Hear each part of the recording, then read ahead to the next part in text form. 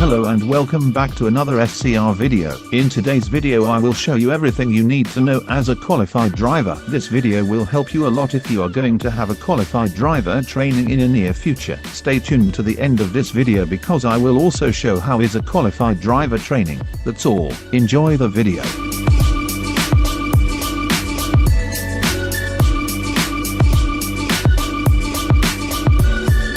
Before we start talking about the signal aspects, you first need to understand what is a signal block.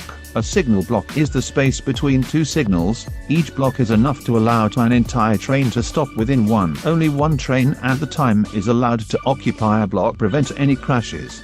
In SCR we have 6 different types of signals. These are: proceed. This green signal means that the block ahead is clear and you can pass the signal at the speed limit. The next signal may be green or double yellow. Preliminary caution. A double yellow signal means that the block ahead is clear but you should start to slow down in preparation of the upcoming caution signal. Caution. A yellow signal means that the block ahead is clear but you should start to slow down to 45 miles per hour until the next green aspect. Danger.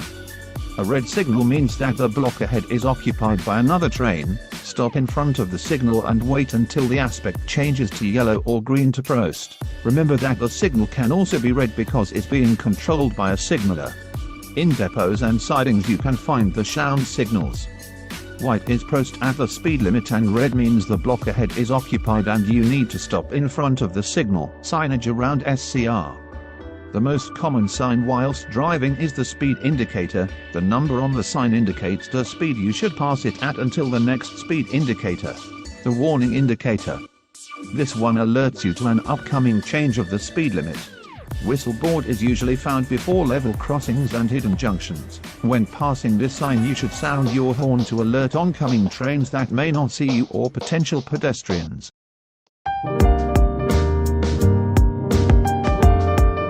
When approaching a station you must stop at the car stop marker that corresponds to the amount of coaches your train has. Numbered car stop markers has priority over SCR stop marker. If there is no car stop marker that corresponds to the amount of coaches of your train, stop at the next higher number instead. If there are no numbered markers, stop at the SCR stop marker. For example, if you are in a 2 coaches train, you should stop at the 2 cars stop marker. If the station does not have it, you should stop at the next higher number. If the station does not have any numbered car stop marker, stop at the SCR stop marker. Very simple, right? You will notice that not all car markers are the same color either. The black markers are universal and used for all operators. The orange car marker is only for Airlink and the light blue for Connect. About the head code, there is not much I can say. The letter in your head code is the destination of your train. If you have an L, it's because your destination is Lynn by the sea, an S for Stepford Central, and an R for Leighton Stepford Road. Here are other examples. Pause the video if you need it.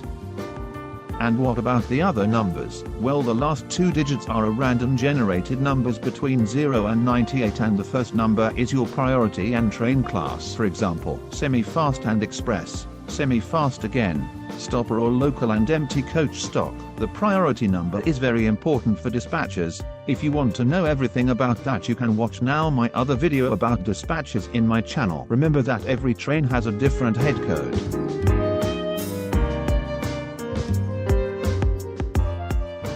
When you arrive at a station with a dispatcher on duty, you will notice that you are unable to close your doors. Instead you will see awaiting doors dispatch above your GUI. You will have to wait for the dispatcher to come and dispatch your train. When you hear the first whistle you will be able to close your doors. When you hear the second whistle you will be able to leave the station safely. Remember, always enter a station between 25 and 45 miles per hour. Driving with a guard. When you accept a guard request, your guard is teleported to a seat inside your train. When you come to a stop you need to enable your doors to allow the guard to stand up and begin their procedure. They will now be leaving the train and open the passenger doors to start loading passengers. Once the passengers has been loaded, you have to wait for the guard to sound their whistle and close the doors again. If the signal ahead is clear they will sound their whistle a second time and get back into your train. But that's not all. Now you can see that the loading bar says, awaiting guard buzzer. Before you can depart, the guard needs to press the buzzer and let you know that everything is ready for departure.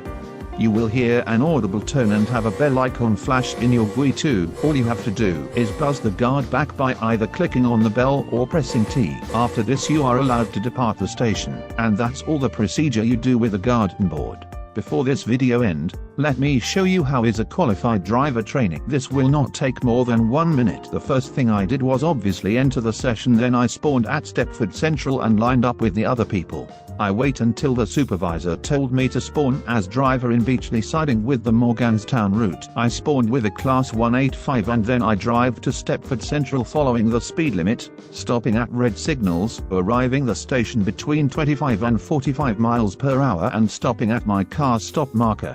Once I arrived at Stepford Central, I opened my doors and wait until the supervisor told me if I passed or not the training.